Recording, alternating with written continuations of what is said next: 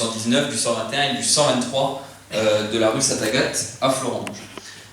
Aujourd'hui, nous avons souhaité, alors, je me permets de vous préciser effectivement qu'il y a de très nombreux élus du conseil municipal qui sont également présents et qui sont venus.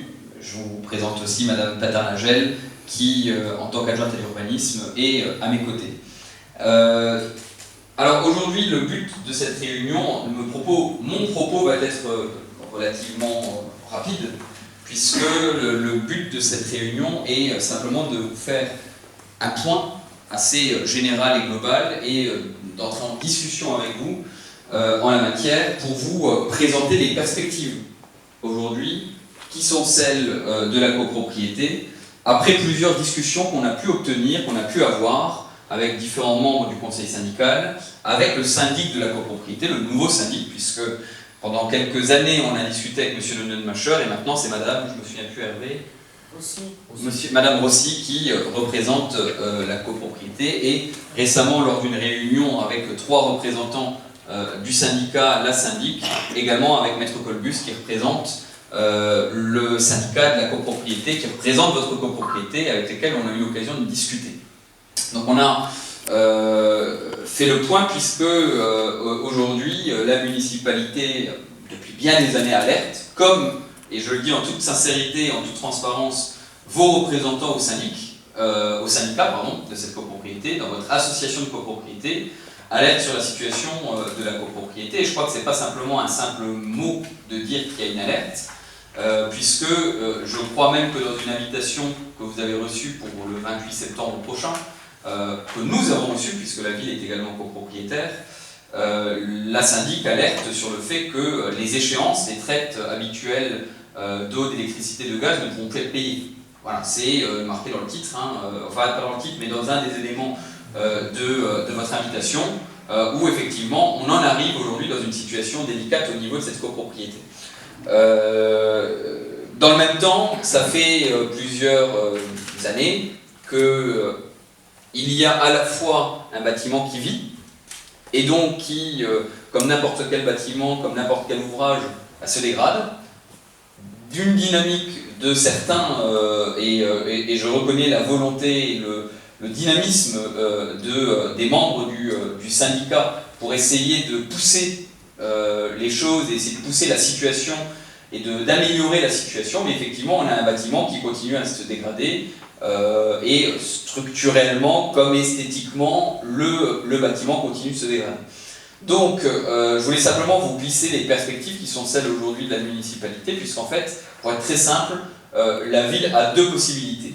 Ce qui est clair, et aujourd'hui ce qui est l'un des éléments que j'assume, c'est que la ville, dans tous les cas, quelle que soit la perspective finale, veut prendre en main le dossier en étant plus que présente dans les solutions possibles. Parce qu'en fait, il y a 2 solutions possibles. Une première solution serait d'accompagner la copropriété en faisant en sorte de la relever. C'est une possibilité. C'est une possibilité, mais qui nécessite à un moment donné que la situation et que l'état du bâtiment le permettent. Une autre possibilité serait de travailler sur des opérations longues, je ne parle pas de court terme, je parle de moyen terme et de long terme, des opérations longues de restructuration urbaine et qui impliquerait à ce moment-là, au vu d'une carence du bâtiment, une démolition du bâtiment, avec du relogement bien évidemment à organiser, avec des discussions sur du moyen et long terme, avec chacun des copropriétaires par rapport à la réalité de vos biens, de votre valeur de vos biens et du rachat de vos biens, et sur un relogement éventuel pour les locataires ou pour les résidents qui... La limite aujourd'hui que nous fixons, c'est l'état du bâti réel par rapport à la situation financière de la copropriété. Puisque la ville ne peut pas accepter, vous l'imaginez bien, qu'un bâtiment se dégrade dans une copropriété qui n'a plus les moyens d'assumer ces dégradations et les normes de sécurité minimum qui sont celles normalement d'un bâtiment qui accueille pas loin de 40 familles au quotidien. Donc aujourd'hui, simplement ce qui avait été convenu, et c'est ce que je tenais à vous dire devant tout le monde et à vous expliquer, aujourd'hui la seule chose que je peux vous confirmer, c'est que la ville va lancer une étude diagnostique par un expert indépendant, un expert bâtiment, qui est un expert, un contrôleur technique, qui a cette garantie en tant que contrôleur technique de pouvoir réaliser un rapport totalement indépendant sur l'état structurel du bâti. Et sur l'état structurel du bâti, mais également sur l'état du bâti par rapport aux normes qui sont imposées aujourd'hui pour un bâtiment collectif de cette taille-là, et qui devra donc, à cet égard, chiffrer par rapport à la réglementation en vigueur les travaux qui seraient nécessaires de réaliser au sein de cette collectivité. À partir de là, il faudra discuter de là où on est, alors je ne vais pas dire la dette, le déficit de cette copropriété, ou en tout cas la non-rentrée structurelle d'argent de cette copropriété par rapport au nombre de copropriétaires et par rapport à ce qui est dû. Vous savez que la situation se dégrade pour une raison qui est que de nombreux copropriétaires ne payent pas ce qu'ils doivent. Et je pense que vous avez tous accès à l'état des dettes des uns et des autres à travers le... Non, vous n'avez pas tous accès. Le conseil syndical a accès en tout cas à ce conseil, à ces éléments. Il y a effectivement aujourd'hui 83 000 € d'impayés qui créent ce trouble. Et je le dis également, la situation, et ce qui fait qu'à un moment donné, la municipalité a changé de façon d'agir, c'est que ça fait maintenant 5 ans que je suis maire, que quand j'ai commencé, on était déjà en discussion avec monsieur et madame Lefort et avec les autres membres du conseil syndical sur cette situation. On était au pire des moments dans des environs de 110 000, 120 000 € d'impayés par rapport à cette copropriété. Au meilleur des moments, on a atteint les 60 000 et ça s'est redégradé. Et il y a eu une vente forcée, je crois, qui a été réalisée. Les autres ventes forcées n'ont pas... à perte. Les autres ventes forcées n'ont pas pu se réaliser pour des raisons multiples, qu'il ne m'appartient pas de juger, mais en tout cas c'est la justice qui doit les réaliser, ces ventes forcées. Donc ces ventes ne se sont pas réalisées, et aujourd'hui on est à nouveau dans une situation où on est, en fonction des mois, entre 80 000, 90 000, parfois 100 000, parfois 60 000, parfois 70 000. Et la situation n'a pas l'air de s'assainir. Elle se stabilise pendant que le bâtiment continue à se dégrader. C'est l'élément déclencheur qui, à un moment donné, fait que nous avons considéré avec les élus qu'il nous fallait agir, et effectivement que la meilleure méthode pour agir, c'était déjà de parler clair. Et de parler clair, ça veut dire avoir des éléments objectifs qui nous permettent de juger réellement de l'état de ce bâtiment. Je vous le dis, hein, si nous sommes dans une situation où... avec 83 000 € d'impayés, les besoins de restructuration de l'immeuble pour des raisons d'étanchéité, pour des raisons de plan quinquennal des ascenseurs non respectés, alors que c'est une obligation réglementaire qui est là pour éviter que quelqu'un soit un jour coincé dans un ascenseur, si les obligations en matière de sécurité incendie, en termes d'accessibilité qui sont imposées par la règle, imposent qu'on dépasse 50, 60, 100 000 €, à un moment donné, il y a effectivement ce risque que la situation du bâtiment soit digne d'une carence. Et une carence, c'est un terme juridique qui amènera la mairie à faire une procédure de carence. Voilà. Donc effectivement, et la procédure de carence entraîne derrière, effectivement, là, une mise en demeure de réaliser les travaux. Et s'il y a une incapacité financière de faire ces travaux, une démolition obligatoire du bâtiment avec tout ce que ça comporte pour les copropriétaires ou les locataires de cet immeuble. Voilà, donc voilà pour les éléments. Si nous sommes dans une situation qui est moins grave qu'on l'estime, et je le dis, ça sera le contrôleur technique qui nous donnera ces éléments, c'est-à-dire que si on est sur quelque chose qui est résorbable, des travaux qui peuvent être engagés, une situation financière qui d'ici là évolue, j'ai un espoir, et l'espoir peut s'organiser de toute manière avec un acteur, c'est que nous avons sollicité aujourd'hui un bailleur.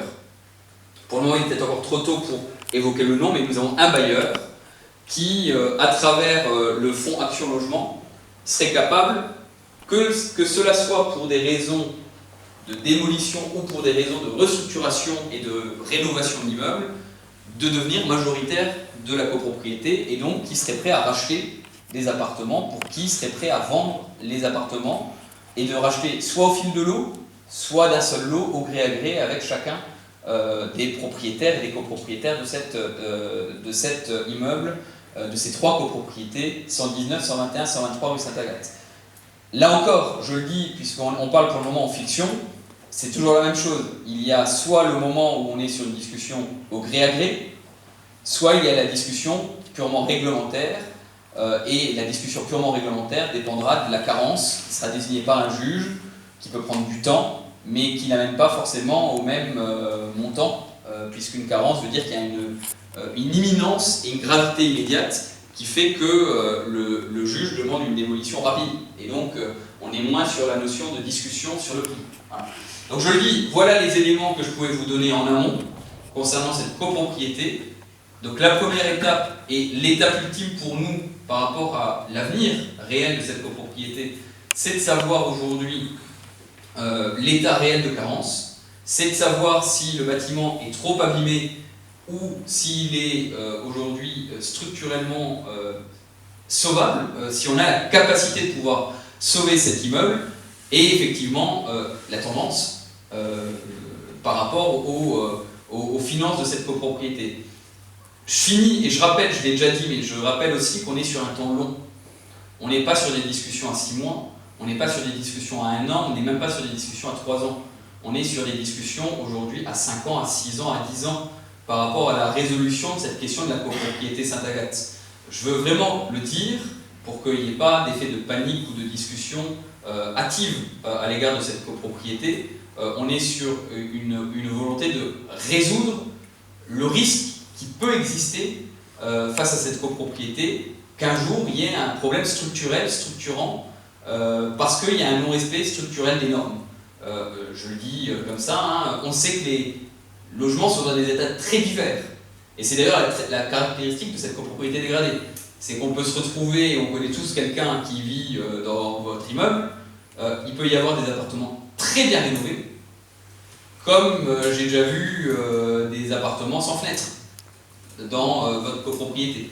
Il y a 1 ou 2 appartements qui sont vraiment dans l'insalubrité, comme il peut y avoir des appartements avec des propriétaires qui apportent un soin et qui sont là depuis des années et qui apportent un soin magnifique à cet immeuble, en tout cas à votre logement, et donc c'est ce qui peut créer des frustrations. Et c'est aussi là où la discussion peut être différente quand on travaille et qu'on discute au gré à gré avec un bailleur qui sera là. Si on est sur une procédure de carence, je le rappelle, tous les logements seront traités de la même manière, puisque la carence implique que la seule vocation finale, c'est la démolition. Donc voilà, je vous ai panaché l'organisation, en tout cas les étapes. Comme on est sur une temporalité longue, je le dis également, il y aura une enquête sociale qui sera réalisée par la communauté d'agglomération du Val-de-Fensch, ce qui veut dire simplement que la communauté d'agglomération va missionner un cabinet indépendant, et ce cabinet aura pour but de savoir qui vous êtes, votre niveau de revenu, depuis quand vous êtes là, si vous êtes des copropriétaires résidents, si vous êtes des locataires, qui sont vos locataires, voilà, savoir si vous êtes plutôt un investisseur en tant que copropriétaire avec 1, 2 ou 3 appartements, ou plutôt des gens qui vivent et qui vivent au quotidien au sein de cet immeuble. Donc cette enquête, elle sera lancée, je pense, d'ici à 5-6 mois, le temps de réaliser les marchés, les études pour pouvoir réaliser cette enquête. Donc ne soyez pas surpris, il y aura entre 6 mois et 1 an de discussion avec ce cabinet pour savoir qui vous êtes, ce qui nous permettra aussi, avec le bailleur, d'agir et de réaliser une opération, une discussion au cas par cas avec l'ensemble des résidents de l'immeuble. Voilà ce que moi j'avais à vous dire, messieurs, dames, et j'ouvre le débat et les questions pour les questions que vous pouvez avoir. Monsieur, est-ce que vous pouvez juste présenter et dire si vous êtes copropriétaire ou locataire? C'est ma mère. Oui. Mon père est décédé depuis... Prenez-le. Ouais. Mon père est décédé depuis presque 2 ans. Oui. Et je sais, j'étais avant au syndic en Tunisie de 17 000 appartements. Et quand la mairie veut faire quelque chose, toute la procédure, elle est facile. Mais le bailleur, comme vous me dites, quoi, ça veut dire je peux vendre ou pas l'appartement de ma mère. Alors, Voilà. Par rapport à la vente, dans un délai très court, je vous dirais qu'il faut attendre encore un petit peu parce qu'il est en train de faire le point avec Action Logement pour avoir les fonds, puisque Action Logement est un groupe national qui a des antennes locales et le bailleur est un bailleur qui a 3 antennes localement implantées en Moselle. Et effectivement, c'est le Action Logement qui donnerait les fonds, qui avancerait les fonds à ce bailleur pour pouvoir acheter. Dès lors que le bailleur a la certitude d'avoir ses fonds, pour réaliser cette opération, et il réaliserait cette opération parce que le but du bailleur c'est d'accompagner la restructuration d'un immeuble en copropriété dégradé, il pourra le faire. Donc il y a peut-être un délai de 6 mois avant de pouvoir faire, mais effectivement, le but quoi qu'il en soit, dès maintenant, de ce bailleur, c'est, si on est sur une opération qui a vocation à relever la copropriété, ou si on est sur une opération à vocation à terme de démolir pour des raisons de sécurité et de carence la copropriété, il va devoir acheter. Donc dans tous les cas, le bailleur sera ouvert dès lors qu'il a la certitude d'avoir les fonds, il sera là pour acheter les logements de ceux qui veulent vendre. Quel montant les appartements vont être rachetés du coup? Aujourd'hui, c'est déjà impossible de pouvoir... je vous dis, il y a 2 méthodes. Il y a une méthode juridique qui dépendra du juge, ou il y aura une méthode de discussion au gré à gré. Et ça sera la discussion avec le bailleur qui jugera en fonction de l'état des appartements et en fonction de considération de... Il n'y a plus de pile. Non, je crois qu'il n'y a plus de pile en plus. C'est bon.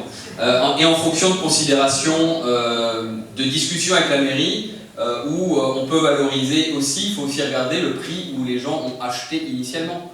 Et je pense que tout le monde n'a pas acheté au même prix dans le logement. Donc il peut y avoir différentes clés de discussion, mais qui seront dépendantes et dans un fonctionnement au gré à gré avec le bailleur. La façon du juge, ça sera de juger l'état du bâti, et en fonction de l'état du bâti, il y aura un prix unique pour tous les appartements. Voilà. Donc il y a 2 niveaux de discussion. Aujourd'hui, je suis incapable de dire moi-même qu'il y a un prix fixé. Je sais qu'il y a des appartements, je crois qu'il y a vraiment pupille, je sais qu'il y a des appartements qui se sont vendus parce qu'on voit les annonces, parce qu'on a les préemptions.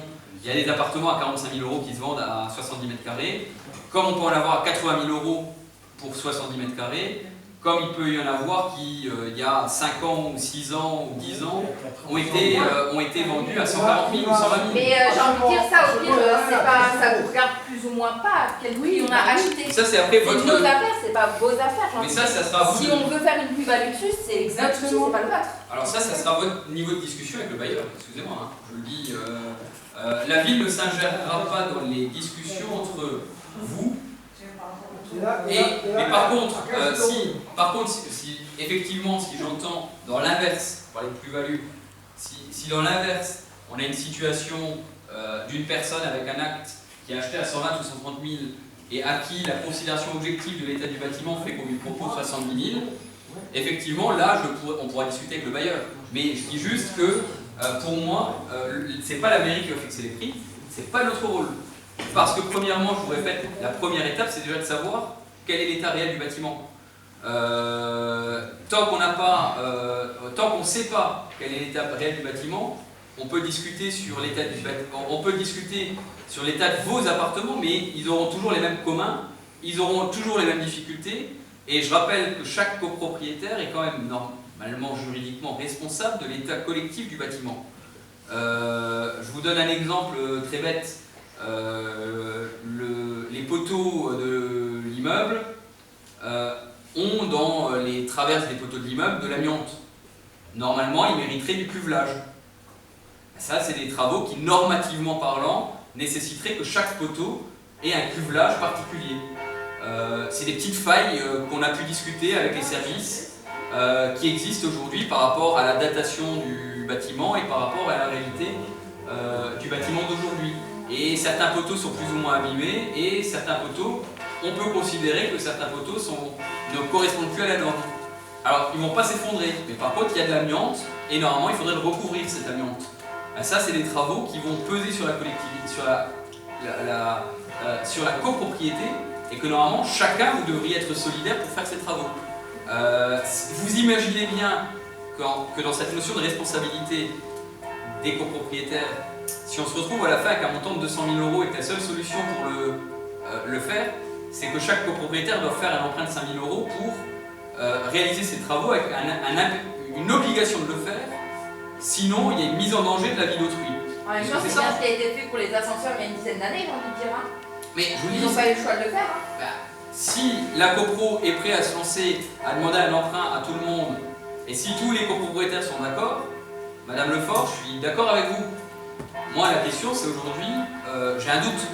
Parce que je connais aussi des gens qui n'en ont pas les moyens et qui ont déjà fait un emprunt limite de 40 ou 50 000 € pour acquérir déjà un bien. Si en plus on leur demande de rajouter 5 ou 6 000 ou 7 000 € pour relever, et si les copropriétaires sont d'accord de le faire, et ben la mairie sera le premier content. Parce qu'au moins, la décision collective aura été dans le sens d'améliorer la situation de cet immeuble et d'éviter le risque. Parce que c'est ça la question. Oui, il y a des choses qui ont été faites. Je ne dis pas qu'il n'y a rien qui a été fait, je sais, parce qu'on en avait discuté, parce qu'on a travaillé avec monsieur et madame Lefort, avec d'autres qui étaient présents, quand on était sous le Popac. Et on sait qu'il y a eu la colonne électrique qui a été sécurisée, on sait qu'il y a eu des travaux de chaudière, on sait qu'il y a eu des sécurisations sur les câbles, on sait qu'il y a eu des travaux. Mais on sait aussi qu'il y a peut-être encore beaucoup à faire.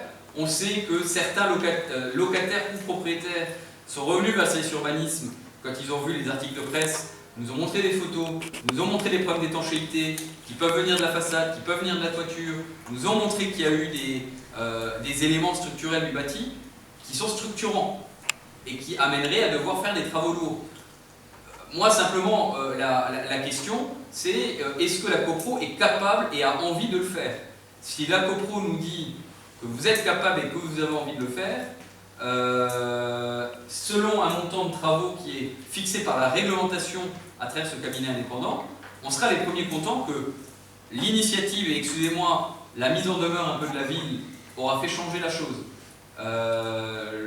Ce qui m'embêterait beaucoup plus, ça serait qu'on serait dans une situation inversée où on laisse traîner, on laisse faire pendant encore 10 ans et qu'un jour il y a un problème plus grave. Voilà. Ça, par contre, moi, c'est pas ma notion.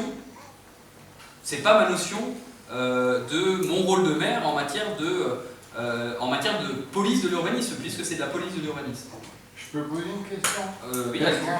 Oui. C'est quoi là-dedans? Oui, parce que justement, qu'est-ce que la mairie peut faire pour nous accompagner? Parce que par rapport à Percale, on n'a plus de contact, dès qu'on demande quelque chose, lui, on n'a pas 10 € à envoyer pour un recommandé, ben justement pour les impayés. On a fait une fête entre nous pour envoyer les impayés. Il y a des années, il y a des personnes qui ne payent pas depuis des années, ils sont encore là, on leur demande rien. Vous allez me dire que vous, la mairie, la mairie ne peut pas nous accompagner. Mais Madame Lefort, vous savez très bien que ça fait 5 ans. On n'a pas payé les dettes, on demande... Vous devez le savoir tous, mais le conseil syndical le sait. Ça fait 5 ans que tous les 6 mois, on a convoqué le Nonmacher. Tous les 6 mois, le Nonmacher était avec monsieur le directeur général des services et moi, dans notre bureau, à faire l'état des lieux. Tout va bien, tout va bien. Non, l'état des lieux des ventes forcées. Ça fait tous les 6 mois, on le voyait, on lui disait de faire, dans la limite de notre pouvoir de copropriétaire, parce qu'on est copropriétaire, et dans la limite du pouvoir d'urbanisme. La seule chose que nous, on peut faire, c'est faire une mise en demeure à un moment donné, de respecter la réglementation. Cette mise en demeure de respecter la réglementation, votre syndic va devoir trouver les fonds pour la faire respecter. S'il n'est pas en capacité de le faire, c'est qu'il y a la carence. Et on tourne en rond. Ils arrivent sur 250 €. Alors c'est pas normal non plus à un moment donné. Ils sont quand même payés. Il faut regarder vos relations contractuelles. Ça, malheureusement, c'est les relations contractuelles de votre syndic. De notre syndic, puisque je rappelle qu'on est copropriétaire également. Pardon, je n'ai pas compris, monsieur. Avec M. Maquet. Oui. Alors, on doit lui poser des questions. Comment ça qu'on peut prêter? Tout à lui mettre. Il est parti. Non, ils nous ont envoyé à travailler, courrier. Non, mais il est parti, on a 83 000 €. On n'avait peut-être pas de chauffage cette année. Bah, moi, Vous imaginez quand on parle de carence, vous imaginez ce que ça veut dire aussi, en termes de carence grave, d'avoir dans les éléments du conseil syndical, dans le procès-verbal du conseil syndical, dans l'invitation du conseil syndical, que les traites ne sont pas suffisantes pour pouvoir, le règlement des traites ne sont pas suffisantes pour pouvoir régler, alors je reprends le texte, hein, les copropriétés comptent 14 gros dossiers en impayés, mettant en péril la copropriété, ne pouvant plus payer les fournisseurs chauffage, eau, assurance, huissier. C'est nous, le conseil syndical, Madame Lefort, M. Zenkanev et moi, M. Manard, qui ont dû faire le tour du bloc pour demander 5 euros, 10 euros ou quelque chose à des gens comme ça, pour envoyer des recommandés aux gens qui ne payent pas. Le problème, on a fait le pointage, on sait à peu près qui est là ce soir, par rapport aux impayés. Le problème, c'est que les gens qui sont là ce soir ne sont pas les gens qui sont les gros impayés. Mais par contre, vous imaginez bien que sur 45 appartements, en avoir 14 en impayés. Oui, mais c'est pas 3, c'est 14.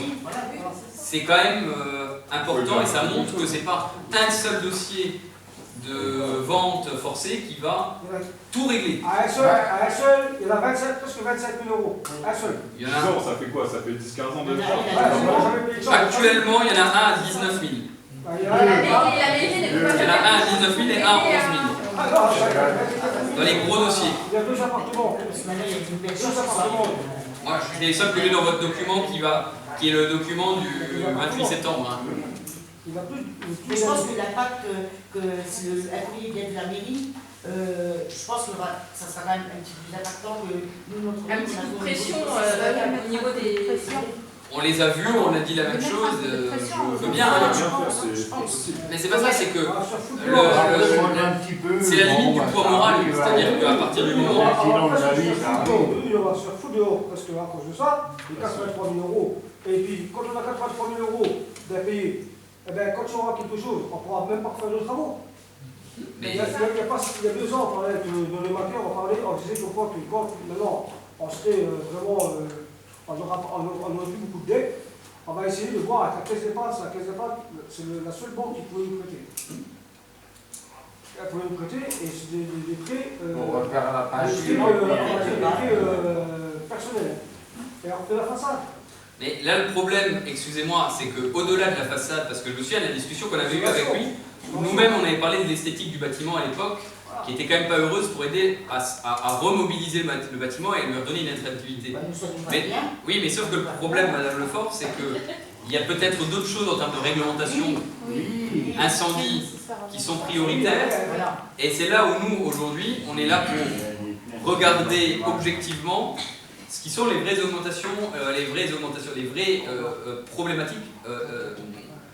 problématiques structurelles. Je répète, si on est sur 20 000 euros ou 30 000 euros, c'est même pas le débat, il n'y a pas de débat.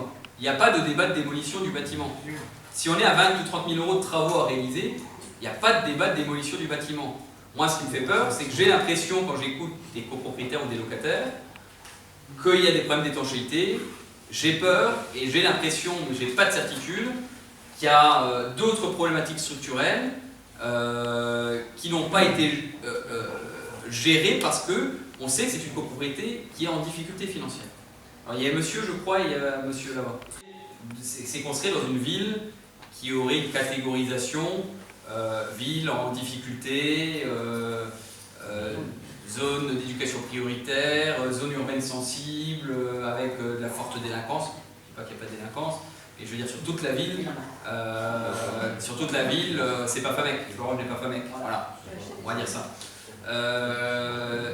Florent, c'est pas Borny, et c'est encore moins la région parisienne et les points les plus chauds de la région parisienne. Néanmoins, si on était dans cette discussion, on serait sur une problématique de déclaration d'utilité publique avec une expropriation pour faire un autre projet.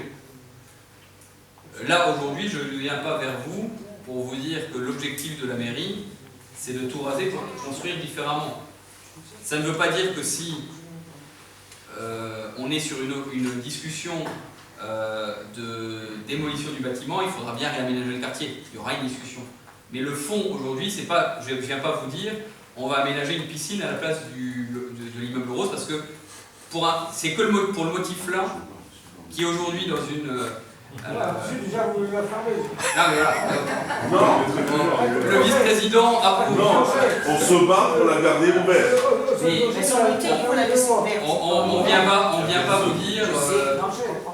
on vient pas vous dire que la mairie va solliciter le juge parce qu'on a un projet de faire du logement social dans une ville qui n'a pas de logements sociaux. On est dans une ville qui a beaucoup de logements sociaux aujourd'hui, donc on n'est pas dans une logique où on pourrait se permettre de demander au juge, le juge n'attribuerait pas, ne nous permettrait pas de réaliser une opération comme celle-ci, parce qu'on n'est pas dans une logique de réaliser un équipement sans avoir de terrain pour pouvoir réaliser cet équipement ailleurs, et on n'est pas non plus dans une logique où on peut construire une typologie de logement qui est favorisée par la loi, le logement social, dans une ville où il y a un besoin. Aujourd'hui, on a déjà dépassé depuis bien longtemps le quota imposé par la loi, donc on n'aurait pas cette opportunité de pouvoir réaliser pour des raisons d'urbanisme une expropriation voilà. Donc c'est pour ça, aujourd'hui, on est vraiment plutôt sur la question de quelle est la viabilité. Parce que moi, l'énervement initial, je m'en ai expliqué avec monsieur et madame et quelques autres membres de la copropriété, mon énervement initial à l'égard de Nonnenmacher, c'est quand il nous avait parlé de refaire une opération d'emprunt pour refaire la façade, sans avoir conscience qu'il y avait d'autres priorités en matière de sécurité, et deux, qu'il y a des gens qui n'ont pas les moyens. Je suis certain que si vous passez au vote, en copropriété, en réunion de copropriété, si vous passez au vote le fait de demander à chaque propriétaire de faire un emprunt de 5 ou 10 000 euros pour réaliser une opération sur l'immeuble, je connais le vote d'avance. On le laisse se détruire. Et moi j'ai une question du coup, par rapport à l'amiante que vous parlez tout à l'heure. Oui, et après monsieur. L'État ne prendrait pas en charge ça? Est-ce que c'est pour les normes plus ou moins? L'État est capable. Je parle pas de la totalité, mais une partie. On va avoir des subventions par il peut y avoir sur rien que la façade à l'époque, monsieur Nonnenmacher parlait rien qu'un coup de pâture, on ne parle pas d'isolation. Rien qu'un coup de pâture façade, c'était à peu près 200 000 euros. Financé à 80%. Donc lui, il y a des aides. Mais ça veut dire qu'il faut quand même trouver 20 000 euros. Si on est sur des rénovations plus lourdes, avec des obligations réglementaires, où on parle de la façade, où on parle de ci, où on parle de ça, où on parle de toutes les problématiques normatives, où on parle de l'ascenseur, parce qu'il faudra un jour un ascenseur aussi pour les commerces, par rapport à la norme. Le commerce. Oui, le commerce. Oui, mais vous avez des... Non, vous avez encore un café et vous avez aujourd'hui une obligation en matière de normes, en matière d'accessibilité handicapée. Et une rampe à l'arrière. Qui fait tout le long? Bien sûr. Ah oui, oui. Hop, on passe. Ah, on passe. Mais je dis, si on fait le point, il y a effectivement, je vous le dis clairement, il y a des aides. La question c'est, est-ce que le reste à charge, la copropriété, est capable de le payer? Voilà. Le débat, pour moi, il peut être réglé par les copropriétaires. Si les copropriétaires, d'ici à nos discussions, d'ici à ce qu'on avance, ce qui est clair, c'est qu'on n'attendra pas 5 ans à nouveau pour se reposer la question. Mais si d'ici à 1 ou 2 ans, le temps de lancer des procédures, on voit que la carence n'est pas manifeste, et on voit que la situation de l'immeuble a l'air de se relever parce que les propriétaires se prennent en main et sont prêts à investir, je serai le premier content, parce qu'au moins, ça aura fait bouger les choses.